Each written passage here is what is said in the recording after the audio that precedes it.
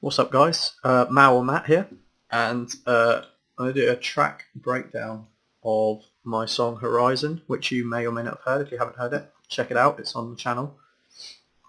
So yeah, as you can see, it's not a majorly complex project. It's time worked on is 4 hours 10 minutes, as you can see there. A little bit of that. I mean, it's all a bit of a mixture of mastering, mixing, and general composition and arrangement was all done within that time. So the main idea for this song came when I started at the main sort of initial breakdown straight after the intro, which sounds like this.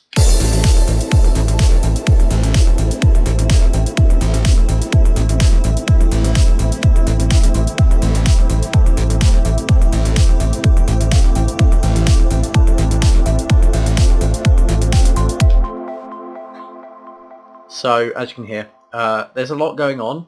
I always tend to start with a lot going on, and then I'll kind of build an intro to bring in the rest of the to bring in all those elements individually before heading off into some sort of breakdown. And that's the main structure of a lot of my songs, as you'll know if you've been listening to me for a while. So to start off, we'll start with the initial drum loop, the drum design, drum arrangement. If I come into just put the drums in, the initial this doesn't actually have that much variation of drums, as you can see here. I don't think there is an alternate clap loop that plays every 4 bars. You can kind of see here, and so on. The drum loop on its own sounds like this.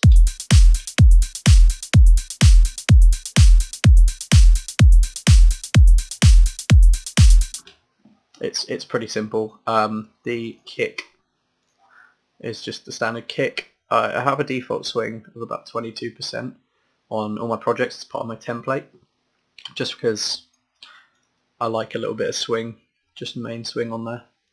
The clap is a clap layered with a snare. It's this clap and this snare, which together sound like that. I should probably go through processing of each of these elements as well. So the kick is pretty simple. There's barely any processing. It's just an EQ, just a boost around the 4K, 3.5K. Just boost around the highs to give a little snap of the kick. And the bass is very, very slightly boosted, but barely noticeable. That's it. The kick. It's a really good kick. That's from Black Octopus's Monster Kicks Volume 1. It's a very good pack. The clap and the snare, and in fact every other percussion element, is from Active Trance Essentials by Freshly Squeezed. Also, very good pack. Check it out. The clap itself and the snare. Now these two, there's a little bit of processing coming in here because I wanted the snap of the clap and the low end of the snare, but also a bit of the high end of the snare. So you got the snap of the clap and a little bit of the low end of the snare around the mids. And it sounded way better together than if they weren't layered. If they weren't layered, if you turn this off and listen to this,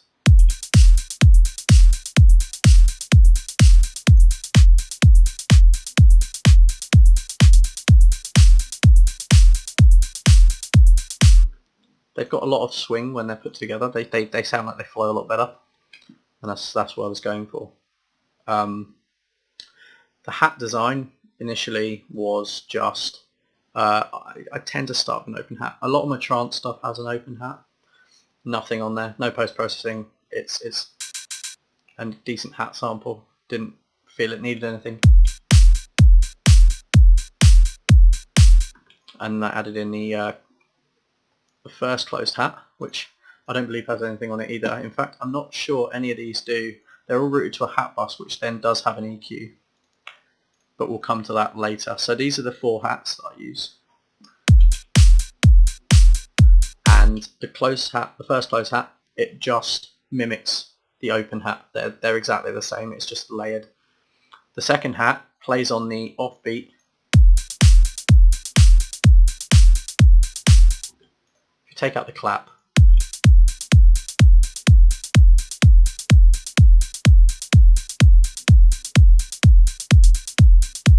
and there's a little bit of variation you can hear at the end there, which is this one. And then the final clap is just, I think this is panned very slightly left and right as well. No, it's not. One of them is panned, whichever one that is. This has got slight panning on it, as you can see there. And this one doesn't have any panning on it. So there you go. There's only a little bit of panning, and that's on the second closed hat. This one just sits and gives some definition while nothing else is really happening.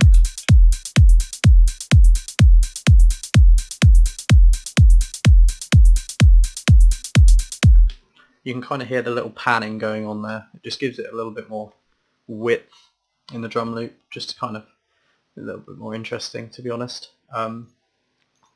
So those hats all then route into this hat bus, which has an EQ on it, which just boosts the highs a little bit.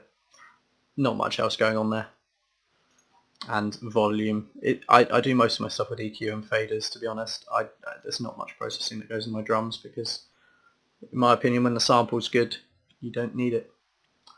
And the snare, the only processing on the snare is, again, a little bit of cut on the mids and a little bit boost on the highs, which gives you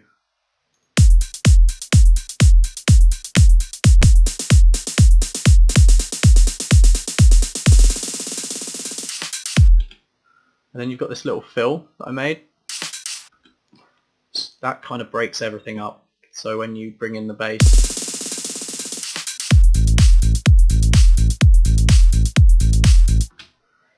you get that little bit of extra oomph.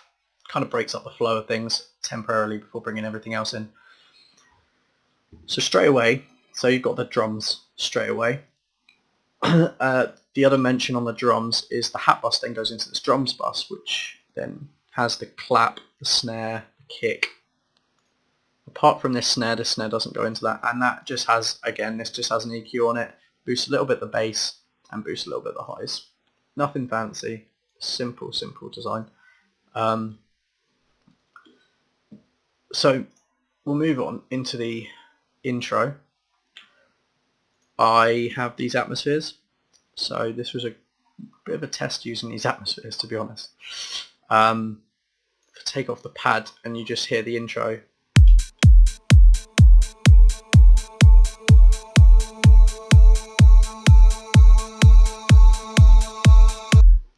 Got the atmosphere coming in. The pad is very quiet at the start, but you can hear it when the atmosphere is playing.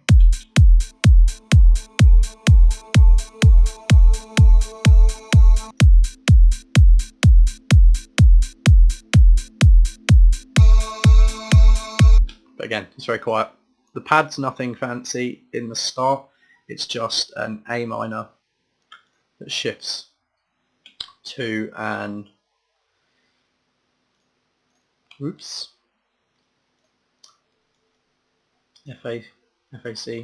and F major at the end, inverted twice, just to give it a little bit of break up again. The atmosphere helps a lot, obviously. And then there's another atmosphere that plays on top.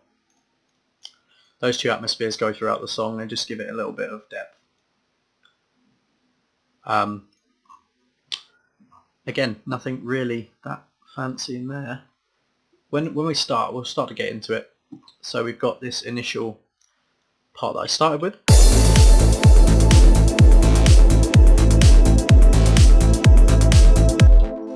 So if we cut everything out except, say, the clap, the kick. Oh, we'll take out the clap. We'll just do the kick and the bass. So this is where we started with the bass and the bass design, because this is the more important stuff. This is more, well, I wouldn't say all of it's important, but this is where stuff really starts to get a bit more interesting. So we've got the low bass, which is simple design at the start. It is just limited to the first bar because I wanted to make it more of an intro-y type thing rather than playing the entire bass line. So you've got just this first bar,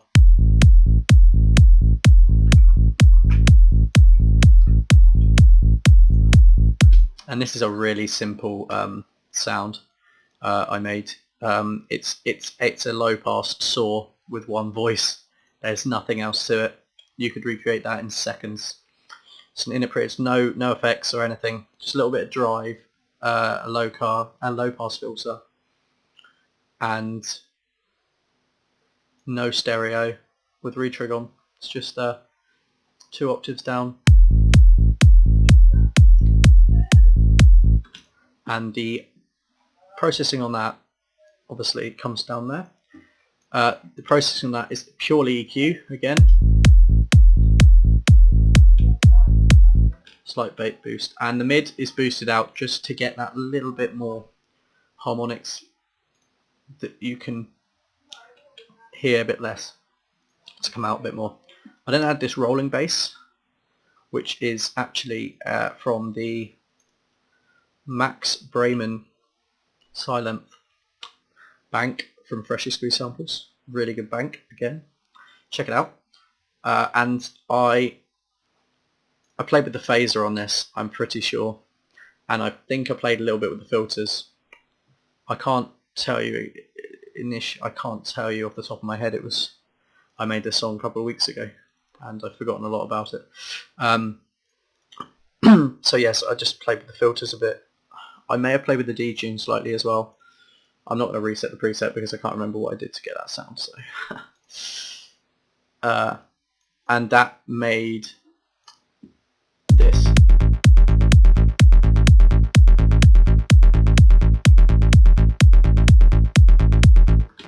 Get a little bit more of a groove going.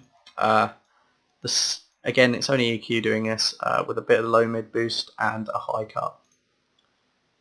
It's just to pull the highs out. That was just a choice I made, and this also, all of this is sidechained. The bass bus here is sidechained. There is that's the sidechain compression there. Oops. Let's take the thick bass off a second.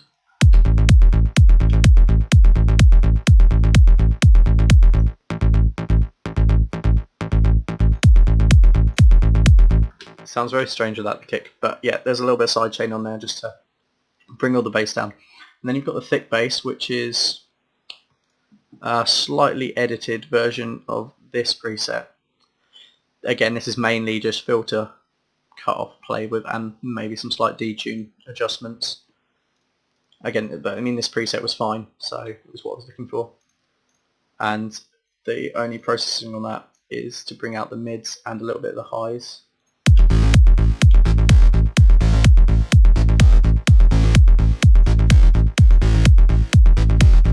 And again, that goes through the sidechain as well. So that gave you when you add in all of the percussion together,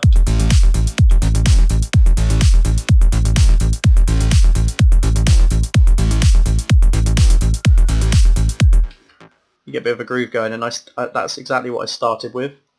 That groove whilst the pad was playing. The pad, again, nothing too fancy in a pad.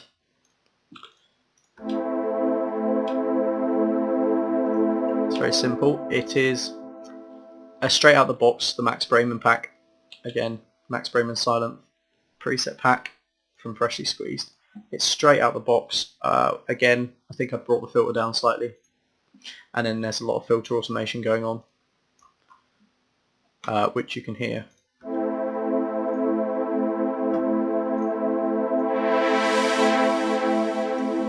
Because you don't want that all coming out at once.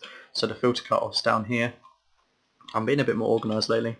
I'm moving those into a grouped channel, but for this song I didn't. So when you start to bring in the pad, we get this.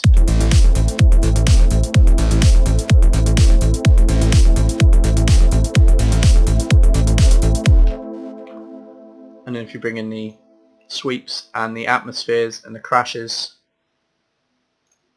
you start to get a little bit more feel of where I went with the depth of the song. Because on its own with the pad, as you just heard, it was fine. However, it completely transforms the song when you start to add a few effects.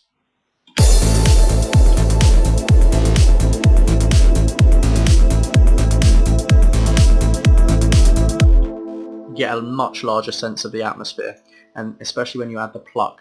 The pluck's interesting, an interesting one. If you start here, we'll put it where the pluck fully comes in, so you can hear what the pluck sounds like.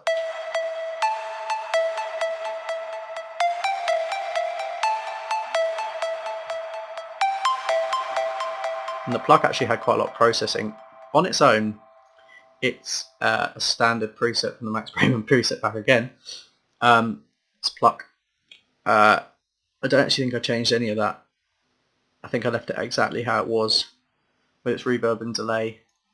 And what I did was I then put Camel Crusher for distortion, some EQ, and then obviously it's filtered for the song, and the limiter at the bottom is the sidechain.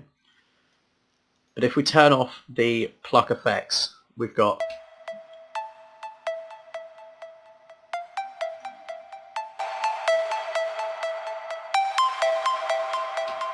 so the distortion really brings it out. It's just the Annihilate patch with a little bit of the compressors pulled down and the distortion. I think the tube's slightly up and the mech's a bit further down. And the EQ is just to bring out some of the highs in the sound and to cut out all of the bass so it doesn't interfere with anything else that's going on in the project at the time, in the song, not project. So you end up with this point.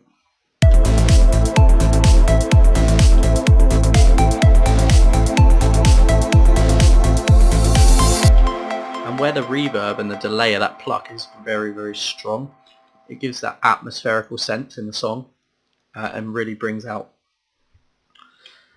that depth, because you've got, even when the pluck isn't playing, it's still echoing away, so it's creating that little bit of background noise that you need in trance. Moving on, we start to bring in everything, and we bring in the second pad. It's exactly the same, it's actually made of chords. The chords are so simple in this song.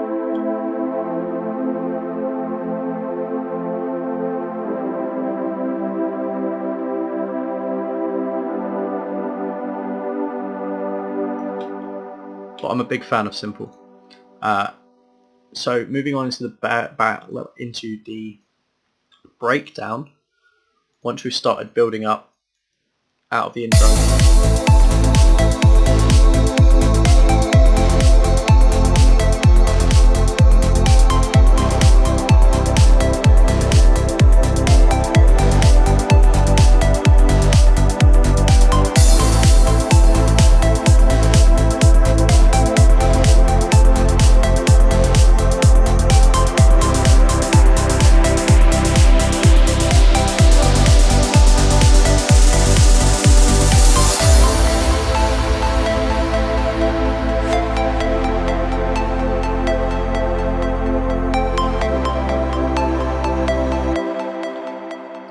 So there's a lot to talk about on the breakdown.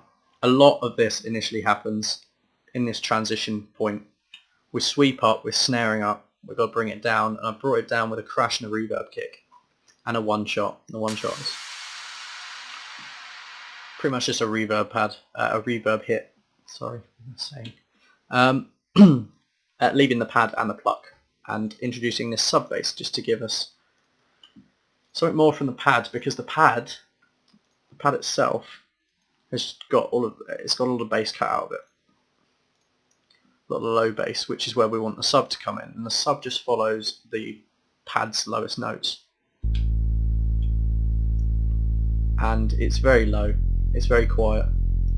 It's there just to get something more out of it. If you play this without the sub pad, the sub bass,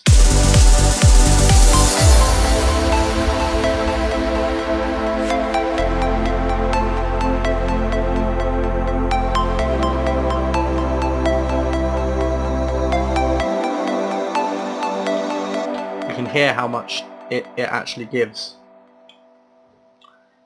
And honestly, that's it. I mean, it's just there for atmosphere. It's there to give the song some weight. And that's all I use sub basses for. They just sit under the pads. I've used that in quite a lot of songs. My mind's gone blank. So anyway, the sub bass is not much to it. In fact, there's nothing. It's just faded down. It's very low volume wise, as you can tell. It doesn't need anything. Then you've got the Pluck, which bounces left and right.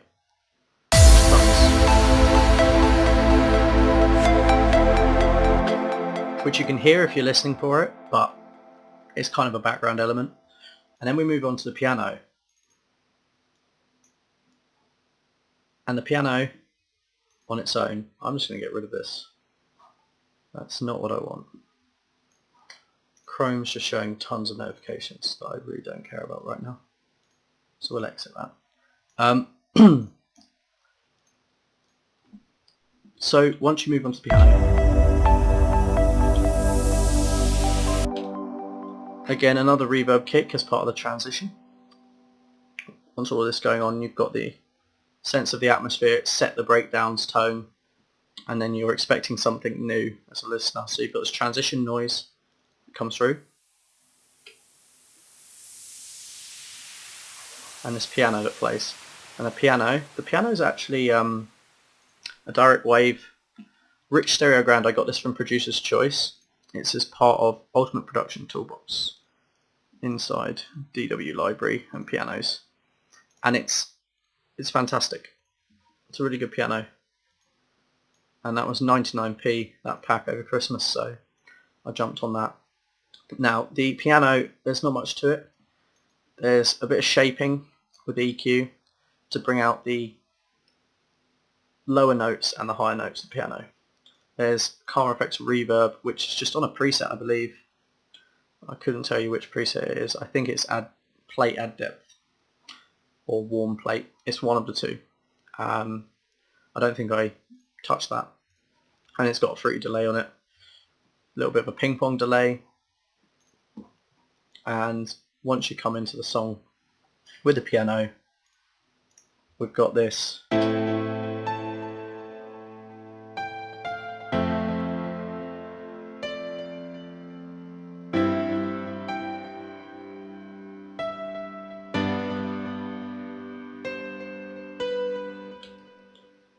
Piano is a very simple piano. It's just some chords and a top melody on it. There's variation in the notes. The chords actually aren't that varied. They all hit at the same point because I actually drew this in. I didn't play it in with the keyboard. And then the top notes are varied dependent on how hard I'd have hit the note if I was playing it. And that just makes it feel a bit more natural. And the way it transitions into this with the reverb kick and the transition of white noise transition is as follows.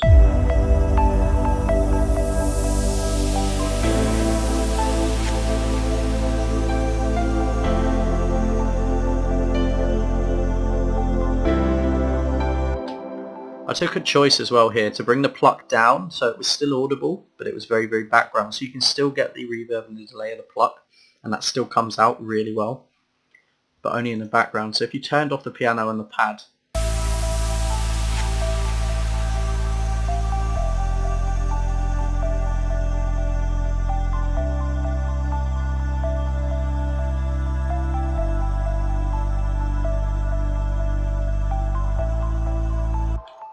it's still there, it's quiet, it's in background, and when everything else is playing you can hear it, but only if you're listening for it, and that's exactly what I wanted.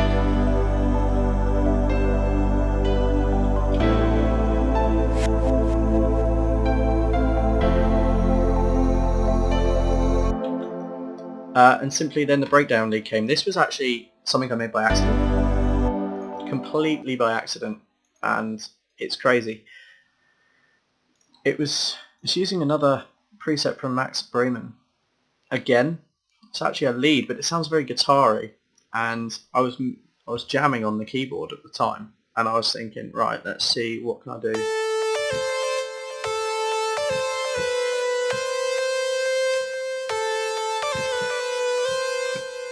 And I came out with something like that, and I turned it into this.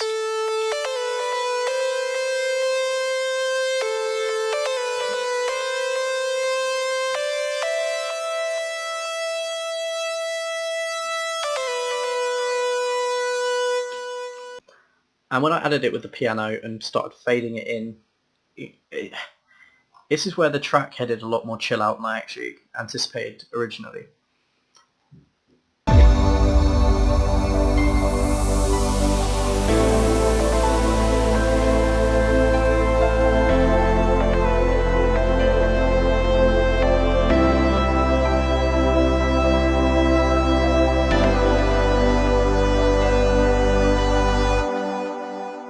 It was at this moment I was thinking, right, that fits really well. What I'm going to do is I'm not going to turn this into a massive build-up with a massive kind of euphoric hit at the top. I was just going to bring it in so the tension's rising, and then it satisfies your tension, but not in a way where you want to really, you know, put your hands up and dance around. It's more of a satisfying, put every element together, and it just kind of mellows you out, and that's what I went for in the end. So once you sweep it and the snare roll and the sweep do their job with this crash at the end, you end up with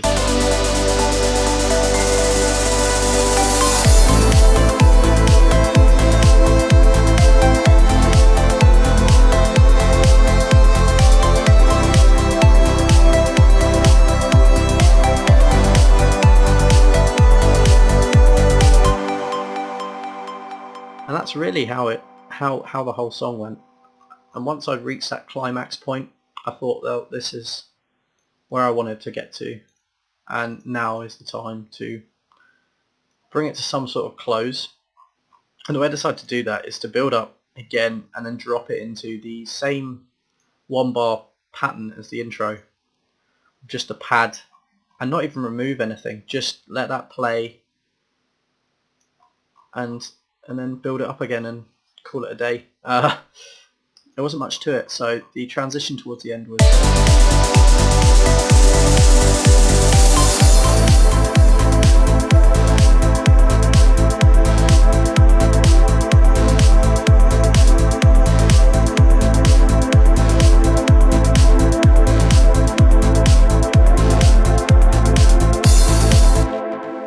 and once you realise it's playing the same pattern, you realise it's coming towards the end of the song, and we just build up and up and up.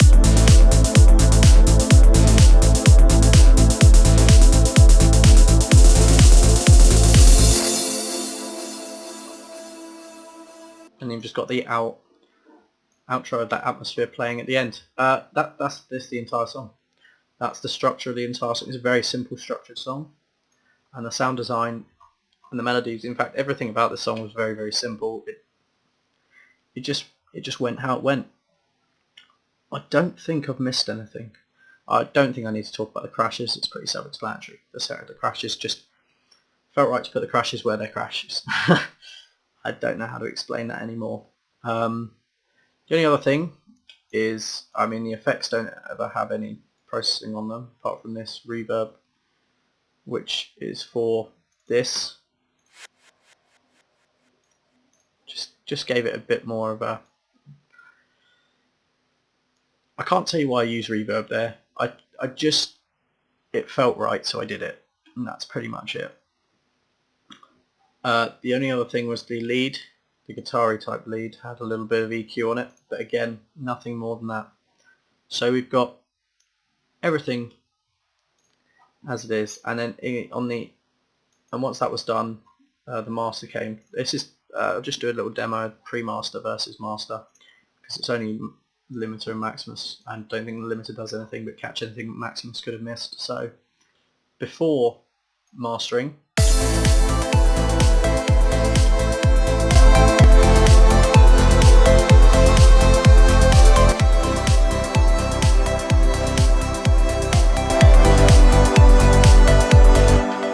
just using compression to make it sound exactly the same but louder, and I think that's exactly what I managed to achieve.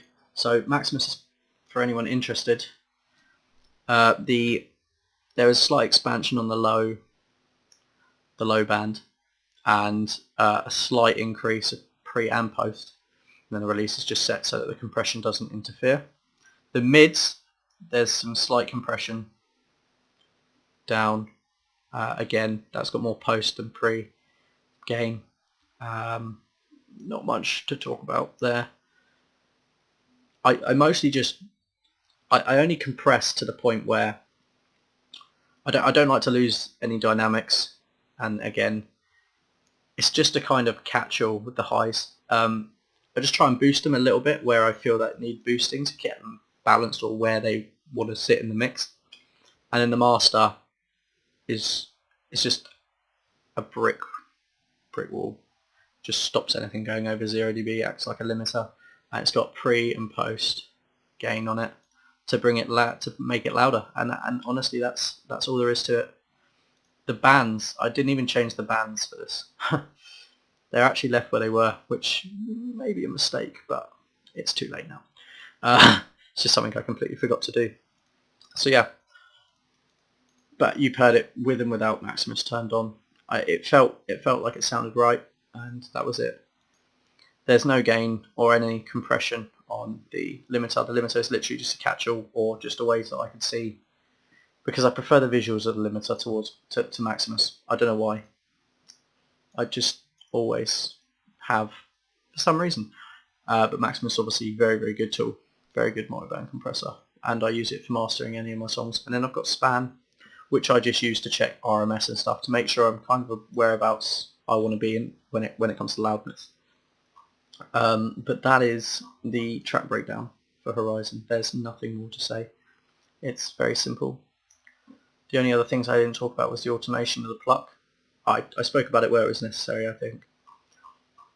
And the only time the pad filters in and out is to give everything else breathing room. It's because the pad was more of an atmospheric pattern as opposed to a foreground element. It was very much a background element. It's just to give the atmosphere of the song. And that's everything. So that was a track breakdown of Horizon. I hope you all enjoyed. Give the video a like if you did. And I'll try to bring out some new songs in the near future. Thanks a lot. Cheers.